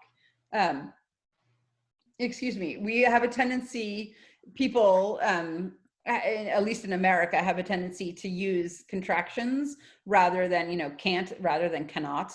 But if you're trying to write a very uptight character or a formal character, or even an older character, you might want to make them use the full words, you know, cannot, do not, will not, instead of using the contractions. And likewise, you know, maybe older people don't use a lot of slang. And that's one way to get back to one of the examples of when we were reading, is that, all right, Cynthia asked if slang dates our books. Yes, it does, for sure. But that's not a bad thing. You know, we want to have our books be from a specific era. So it's okay, you know, The Summer Fletcher Greele Loved Me, which is one of my favorite books, is set in 1985. So that book is already dated, regardless of slang or, you know, pop culture or anything else it uses. So it's fine to use slang that's hip now, that we know in 10 years won't be. You know, and when I write characters, or when I'm helping clients write characters that are young, I have to talk to my kids and be like, okay, you know, when I was your age, when I was a teenager, we said things like cool and awesome. You know, what do you people say? And they look at me like I've, you know, sprouted wings. And, you know, now they say things like fire and lit. You know, and so it's okay for slang to make it sound like your work is dated, because it is, because every book should have some kind of time era for it, should have some kind of time frame of when it took place. So it's okay. But in terms of writing like we talk, you know, an older character might not use the contractions. An older character probably wouldn't say things like lit or fire. And likewise, you know, a younger character might not say things like trousers. I have a client who I adore, who's been working with me for about 3 years. She's written a bunch of different things. She's written a memoir, or actually she finished it for her husband after he passed away. And she's written family history books, and she's also written a thriller that's set in Hawaii, and it's about a probably 24-year-old surfer who disappears. And Valerie, my client, is 85, and she's awesome. I love this woman. She reminds me so much of her grandmother. But when I got to her, you know, our first draft of the surfer book, before the main character, his name is Nick. Before Nick disappears, he gets in a fight, and then he goes home and he's telling his brother about the fight. And he actually said, now remember, this is a 24-year-old kid who lives in Hawaii, goes home and says to his brother, "I got in a kerfuffle with that fellow at the like public house," or something like that. And I made a little note in my, you know, when I was editing to Valerie of like, we need to make this kid sound like he's 24, not 124. You know, a 24-year-old probably doesn't know what the word kerfuffle means. It's a fun word to say, but you know, that's a classic example of not writing like we talk, because Valerie is from a different era. You know, she's like my grandmother, who used to use the word terrific to mean like powerful or bad or very. Like Grammy would say, "Ooh, that was a terrific storm we had last night." You know, as there are 45 trees down in the backyard. You know, so we don't necessarily want to make our writers or our characters speak like we do. We want to make sure that we write like they would talk. And so we have to have the distinguish, you know, a 24-year-old character is going to talk very differently than an 80-year-old character. And the same thing, we have to be aware of, you know, where these people are. You know, people in the South would have a different dialect than people, you know, in Connecticut. So it's really important to try to make our characters talk like they would, not necessarily like we would.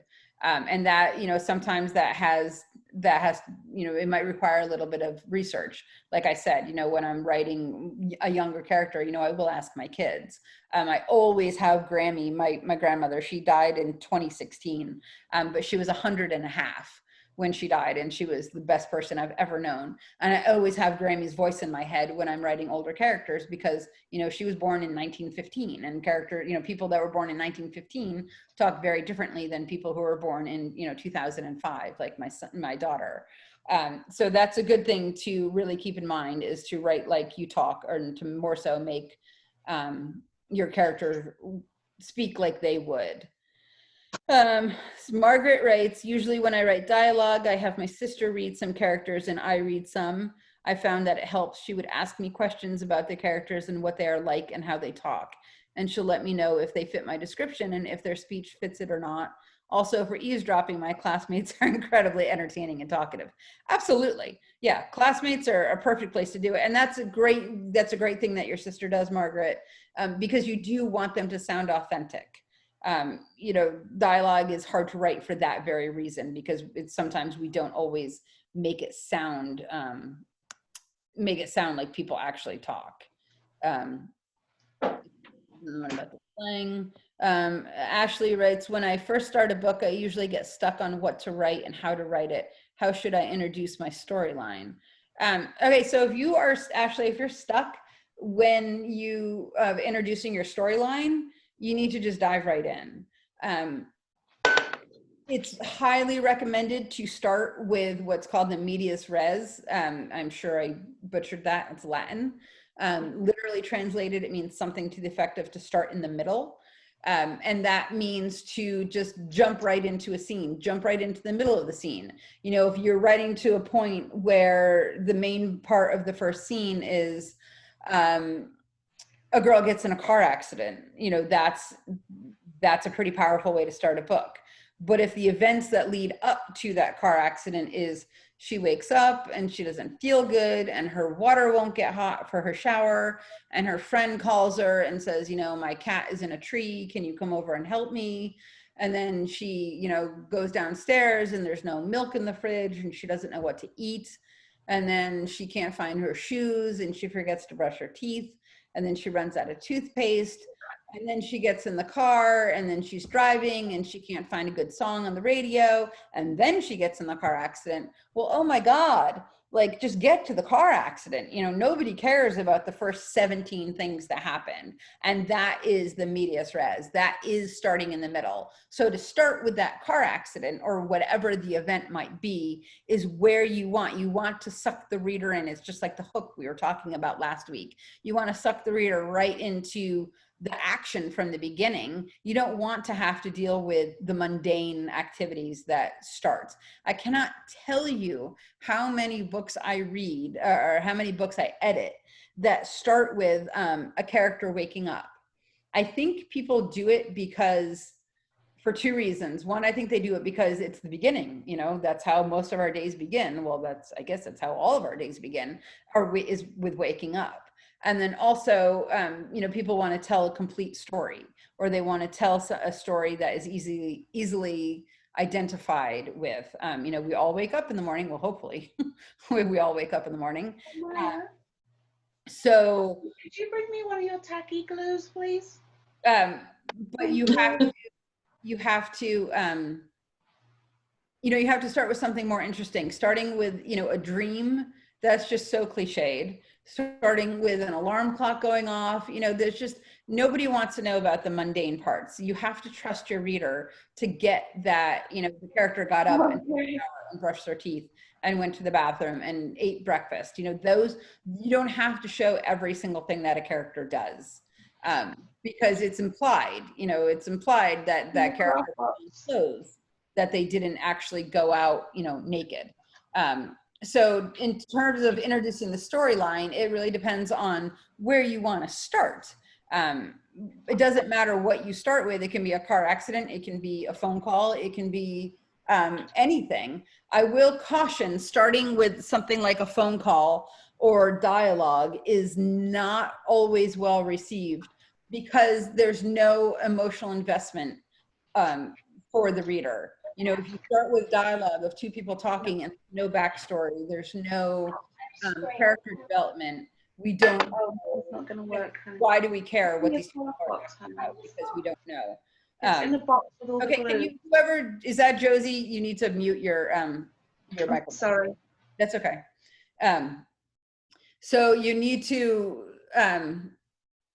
start with something interesting, and you don't want the mundane facts because everybody knows those.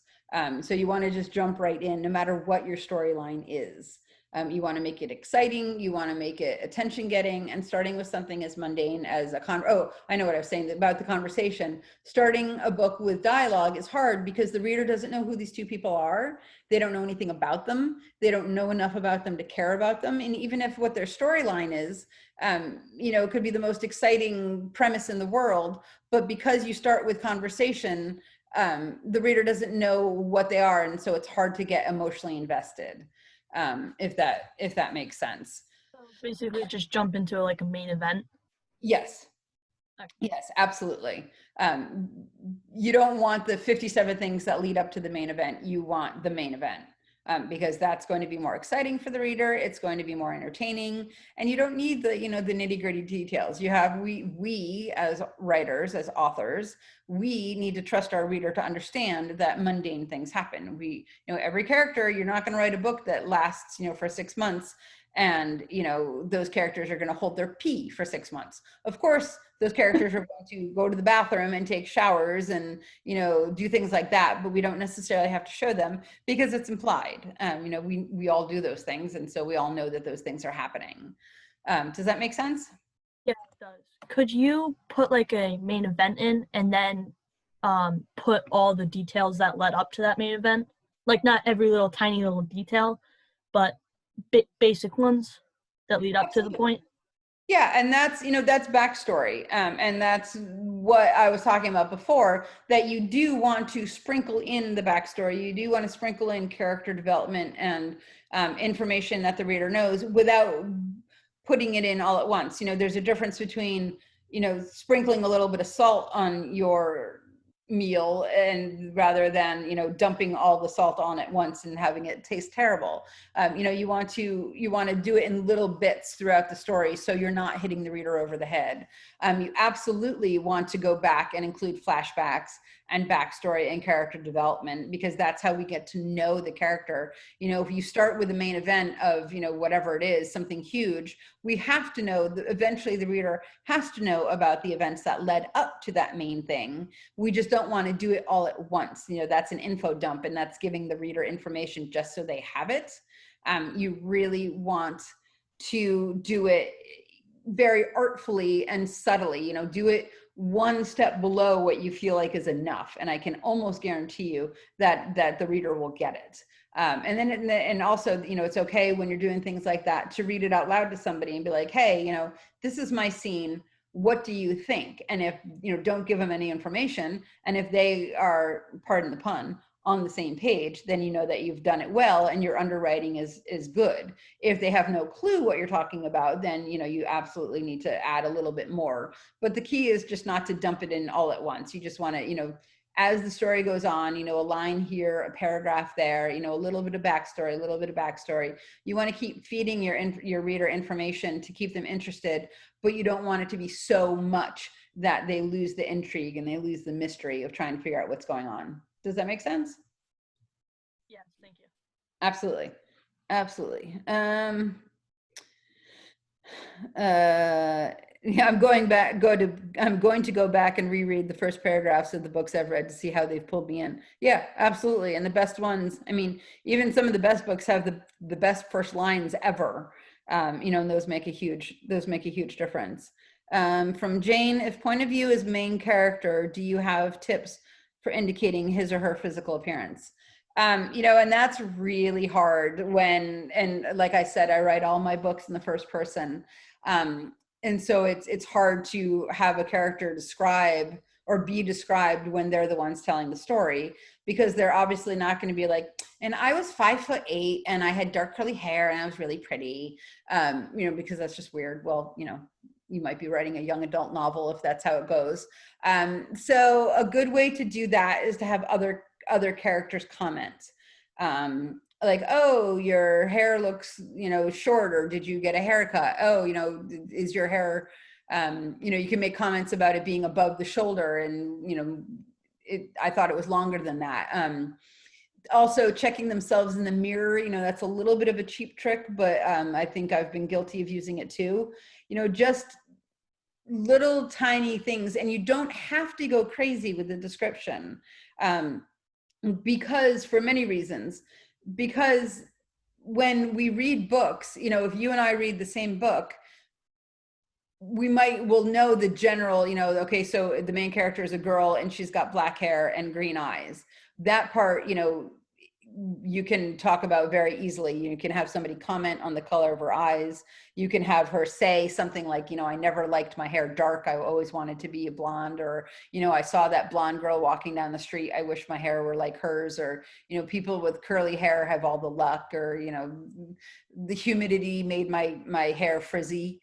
You know, so you can add things like that, just one line to add description for the main character, but never feel like you really need to go overboard with stuff like that, because once you have a very bare bones description, you know, tall, dark hair, green eyes, that's, you know, enough, because every person who reads the book is going to have a little bit of a different image of that character, or the house, or the, you know, the house that they live in, or the town that they live in.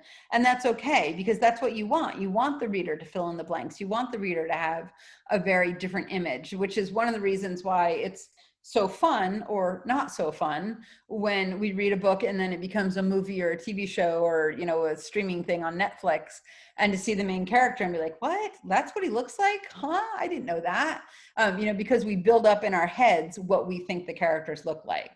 So if you're writing in the first person and you're trying to describe the main character, you do it very bare bones. And usually the way to do it is to have other people comment, or for the reader, or I'm sorry, for the main character to make comparisons. Like, oh gosh, you know, the weather made my hair frizzy, or, you know, I like that girl's dark hair, my hair is, you know, too light, it washes out my skin, or something like that. Just to do it very, very minimally is fine. You don't want to have to overdo it for the reader. So this is from Fran. Hilary Mantel does a great job with dialogue, but doesn't even use quotations. Sometimes it's tricky to know who's talking, but she's exceptional. Suzanne Kingsbury, who is my editor, who's also one of my very best friends and wrote one of my very favorite books, The Summer Fletcher Greele Loved Me, also did not use quotation marks. And she's explained to me 1,000 times why she doesn't use quotation marks. And it was something that, I think the book was written in like 95. And it was something about that time era that it was kind of a trend, and that she didn't do it. And she said now if she had to write the book over again, or if she were to write a book now, that she absolutely would use them. I have read books that don't use quotation marks, and I love Suzanne. I find it extremely annoying. One, because it's just not how it goes. And two, because it does make it harder to figure out who's talking, especially, you know, the little known fact of, you know, if one character's talking and they are speaking in more than one paragraph, you use the opening quotation marks, but not the end quotation marks until you get to the last paragraph. And that's the only way that you know that it's still the same character.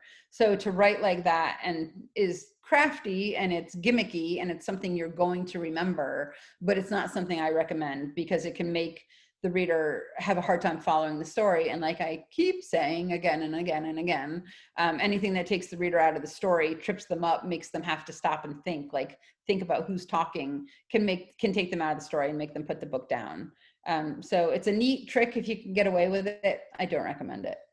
Can you relate to two different characters to help cover more of their personalities or looks? I'm not sure I understand that question, Ashley. Can you ask that question, Ashley? Yeah. So like you said to not over describe them. Yes. Could you relate two different characters? Like say you're writing a children's book about two different kids and they're like best friends, but they have some similarities, and you want to describe them both at the same like similarities, describe how they both have them. Yeah, absolutely. And you could even say, you know, you could say something like, we were often mistaken for sisters. You know, to describe two characters as looking alike is fine, because guess what? You know, they say everybody has a doppelganger out there. You know, then there are people that look a lot alike. My son, Cooper, looks so much like his best friend, Jake. It's freaky. They're both, you know, scrappy and a little bit wiry and blonde with big blue eyes, and, you know, are both, you know, kind of short for their age. You know, so it's fine to have people look like each other, and to even say that, oh, they were mistaken for sisters, or, you know, we could pass as sisters, and to describe using their physical attributes to say that they did look alike, because, you know, that happens all the time. So yeah, that's absolutely fine to do. Patty says, when a novelist is praised for their character development, i.e. Maeve Binchy, is it more about the development of the character's personality than their appearance? Absolutely. Character development has almost nothing to do with their appearance, for that very reason, because, you know, every reader has a different idea of what a character looks like. Who wrote the Alex Cross series? Jonathan Kellerman. He has a tendency to go on for pages and pages and pages and pages and pages and pages of describing his characters, to the point where I find it annoying, which is, you know, he's a multi-million best-selling copy author and I am not, you know, so who am I to critique him? You know, so some authors do go into very, very heavy character description, and that's fine. But there's very little room for imagination when you do that. So, but when people do talk about a character-driven novel, or, you know, like Maeve Binchy, who's brilliant, and so is Jonathan Kellerman, by the way, you know, talk about character development and praise for that, they are talking about who that character is, what makes them that person, their motivation. There's a lot of psychology behind character development, because we have to know what their motivation is, especially the main character, you know, that kicker that sends the main character on their journey. We have to know exactly what motivates them. And the way that we do that is by figuring out who they are, by getting in their head. You know, was it some kind of trauma in their childhood that pushed them forward? You know, and Kellerman is a brilliant at writing books like that. You know, the traumas. I remember reading one book by him. I can't remember what it was called. It was about triplets who were abandoned as children and they never had enough clothes. And they were always scrapping and trying to find enough clothes for the three of them to wear. And then when they grew up, the three of them, there was three women, never wanted to get undressed. They never wanted to take their clothes off. Even if it was 95 degrees outside, they'd be in long pants and a long sleeve shirt and a sweater and heavy socks because they grew up with nothing. They grew up literally without clothes. So now they wanted their clothes on all the time. And it was things like that that you had to keep reading the book to understand. Like, first we know that there was some trauma in their background, and we knew that they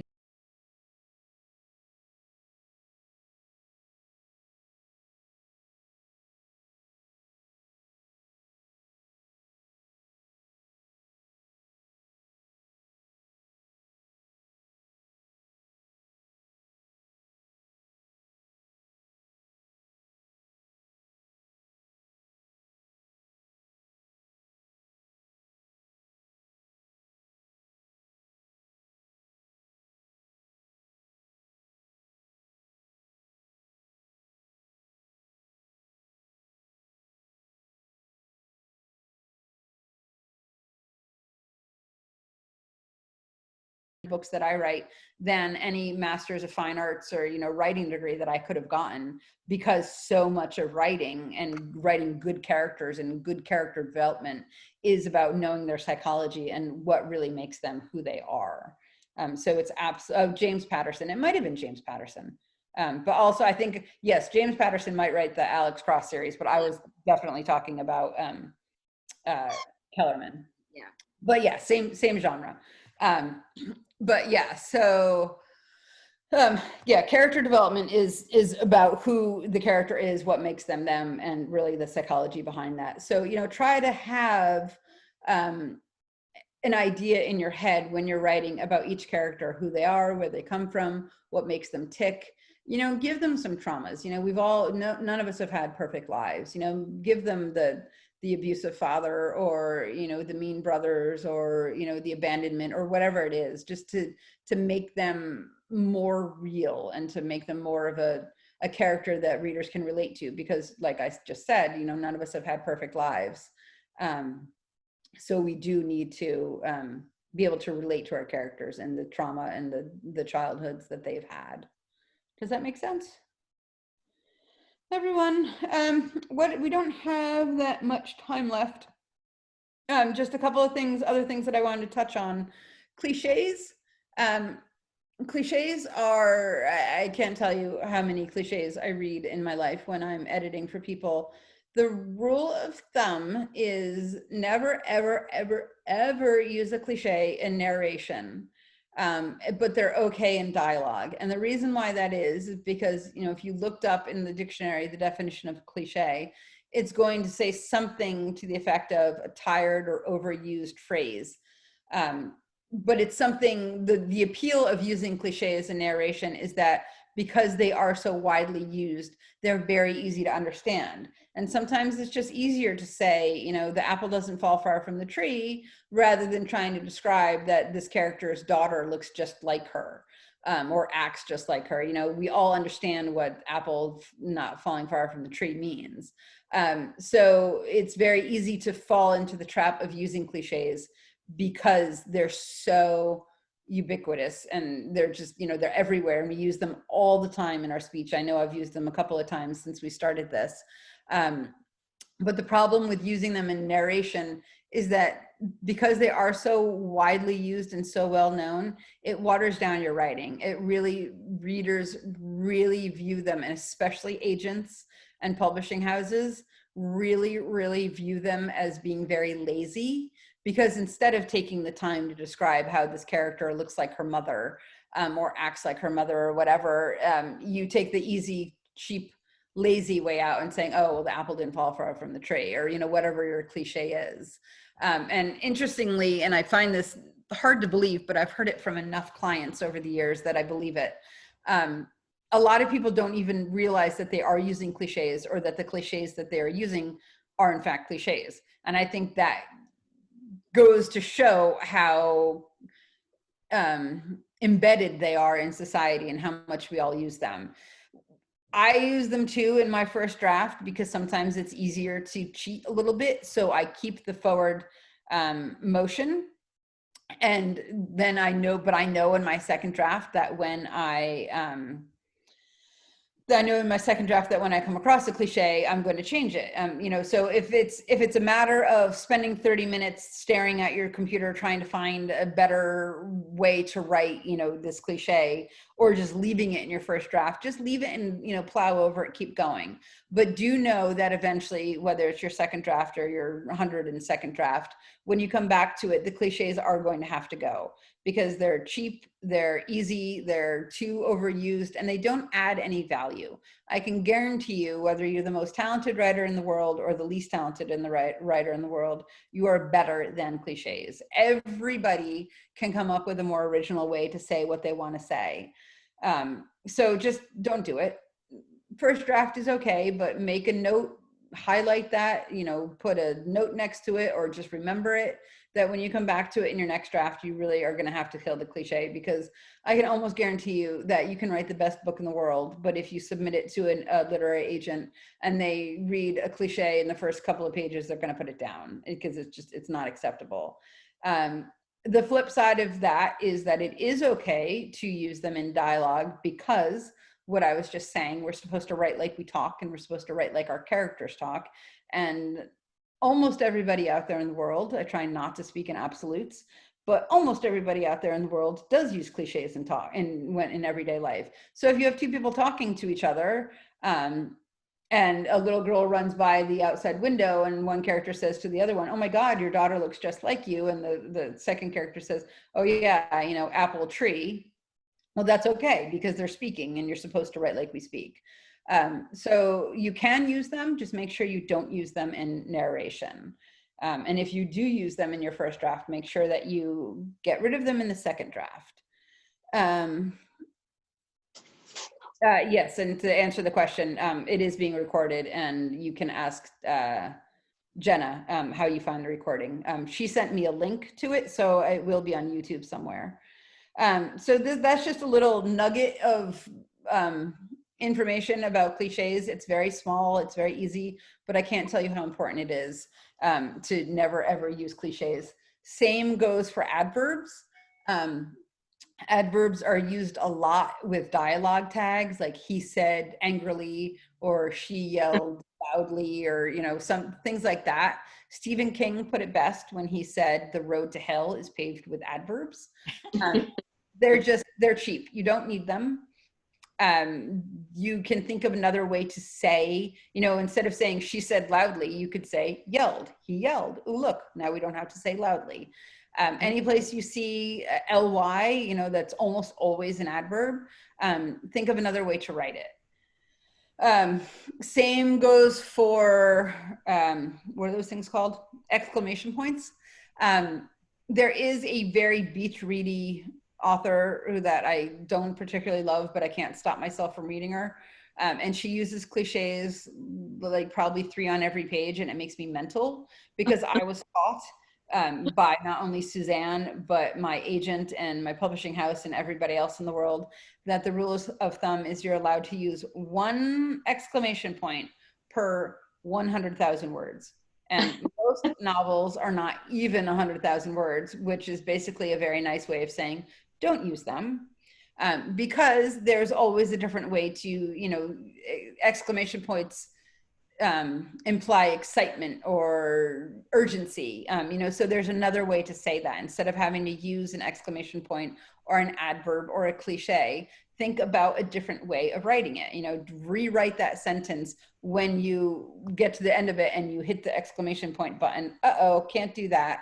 You know, what's a different way that I can, you know, imply that urgency or imply that excitement without actually having to use it?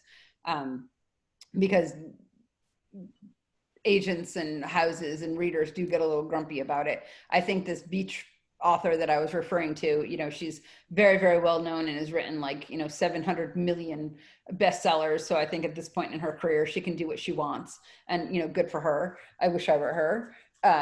But for the rest of us peons out there in the world, don't do it. You know, it's just, again, it's a little bit gimmicky. It's a little bit cheap. And things that you can make, even if you're not planning on trying to get your book published traditionally, or you're not planning on trying to get an agent, even if you are going the self-publishing route, you still want your work to be as quality as it can be. Just because you're not going to be auditioning for an agent doesn't mean you don't want your work to be as clean and crisp and perfect as it can be. And 3 ways that you can do that is to avoid cliches in narration, to avoid adverbs. Really, for the love of God, avoid adverbs, especially when they're at the end of a dialogue tag. You know, if you are using them a lot with your dialogue tags, then think about your actual dialogue and think of a different way to have the characters talk to each other to make it make sense, rather than having to use all those dreaded ly words, because they are pretty bad. And then, question when you're done. yes, ma'am. When you're done, I'm sorry. No, go ahead. When did editors start to be? For instance, did obviously Jane Austen might have had her sister editing, I don't know. But for just go back, Dickens and Thackeray and whomever else who wrote Tom Jones, you know, when did, you know, I mean, first of all, they wrote longhand and they wrote on paper, and sometimes the paper was scarce. How much have you read or heard in the past? Did they write and rewrite and rewrite? And I know there's some crossing out because I've seen some manuscripts, but when did editors sort of come into being to help writers write better? You know, that's a great question, and it's not one that I know the answer to. My guess would be, as long as there have been books, there have been at least somebody helping out. I will tell you that Hemingway rewrote the ending to A Farewell to Arms 39 times. You know, and I don't think that was all him just being like, oh gosh, this one sucks, let's try the next one. Oh, nope, that one's terrible, let's try the next one. You know, my guess is he probably had somebody there helping him. I think probably there's always been somebody out there helping the earliest people, even the ones who were writing, you know, before computers, which, you know, in the grand scheme of things, computers haven't been around that long. And so think about how much harder it was, you know, for Dickens and, you know, all the people that came before, you know, the 1980s, of trying to write longhand and also then trying to edit what they were working. I mean, even I was in high school in the 80s and all my work was on typewriters, and, you know, I used a lot of whiteout. You know, imagine what it was like then. I don't know. That's an interesting question. I don't know. My guess is at some point they always had, you know, their wife reading over their shoulder, or, you know, somebody, their husband, you know, somebody trying to make their work better.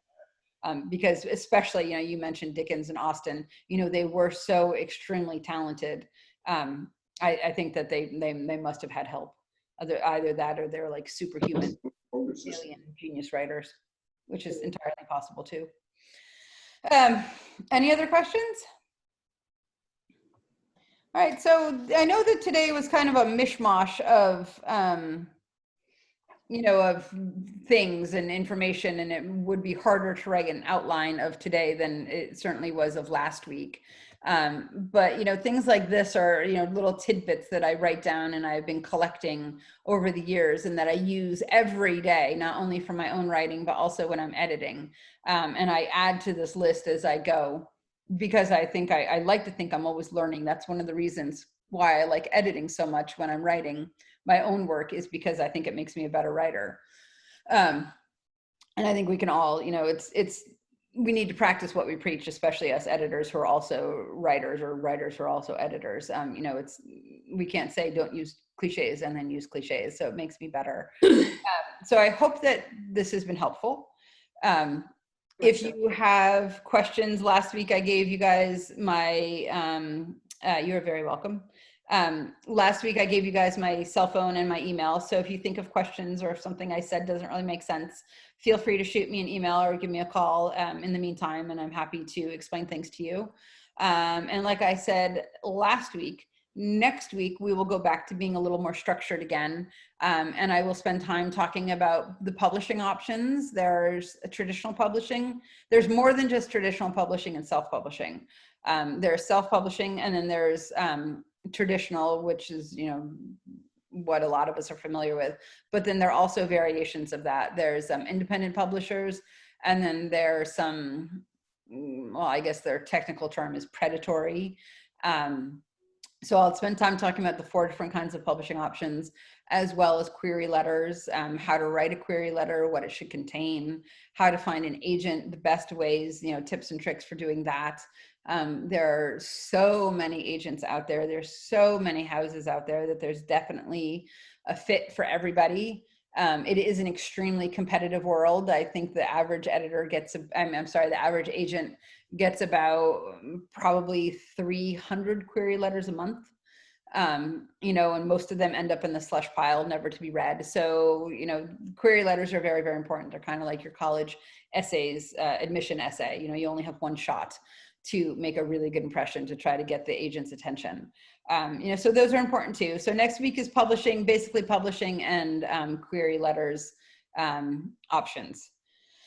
So that will be next week. I see lots of thank yous here in the text, and you are very welcome. Thank you for your time. I appreciate you sticking with me for these 2 hours, and thank you to everyone who read. That was awesome. Your writing is beautiful. And it was, yes, it was very impressive to hear that. So thank you so much.